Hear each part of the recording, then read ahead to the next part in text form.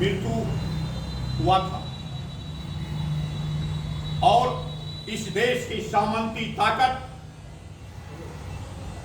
RSS की ताकत ने बाबा साहब की परिनिर्वाण दिवस को मिटाने के उद्देश्य से देश में सौहार्द को बिगाड़ने के उद्देश्य से बाबरी मस्जिद को विध्वंस करने का काम किया था। मित्रों,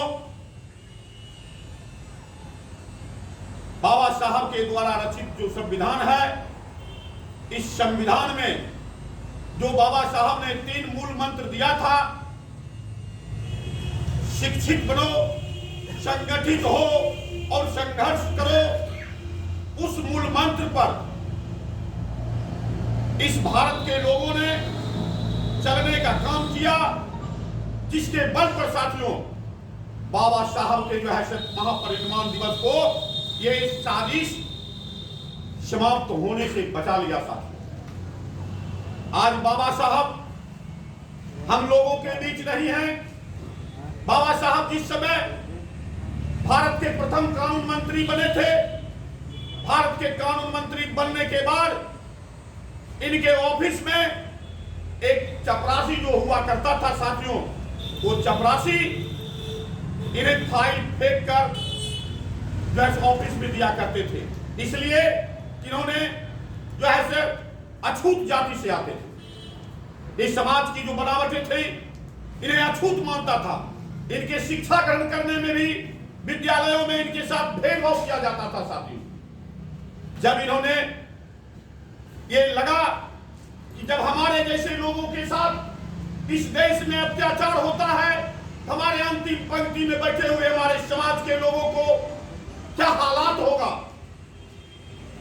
इस बातों को सोचकर उन्होंने भारत के कानून मंत्री के पद से इस्तीफा करने का काम किया था और इस देश के अंतिम पंक्ति के लोगों को गांव-गांव जाकर, घर-घर जाकर जगाने का काम किया, संगठित करने का काम किया, शिक्षित करने का काम किया। साथियों, ऐसे महामानव का आज हम महापरिनिर्वाण दिवस मना रहे साथियों। और इनके जो बचे हुए अधूरे काम थे,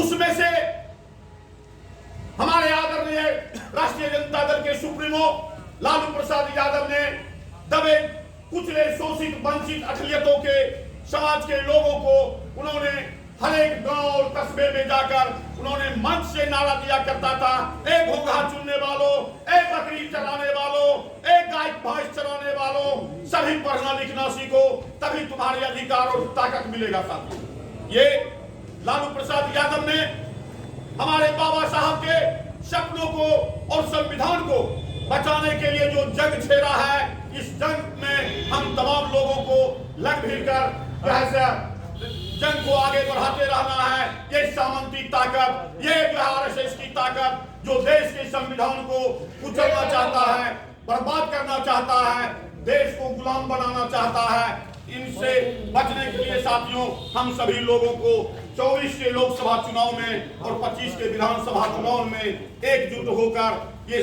सामंती ताकत को जो है कुचलना होगा। तभी जो है से साथियों हमारा भारत का संविधान बचेगा, तभी हमारा भारत का समाज बचेगा, तभी जो है सो जब समाज बचेगा, संविधान बचेगा, तो बाबा साहब का जो है से सपना साकार होगा। इनका परिनिर्वाण दिवस और जयंती समारोह तभी जो है सच्ची श्रद्धांजलि होगा। इतना ही कह के साथियों हम अपने बात को विराम देते हैं। जय हिंद, जय भारत, जय राष्ट्रीय जनता दल, जय बाबा साहेब भीमराव अंबेडकर। बाबा साहेब अमर रहे, अमर रहे।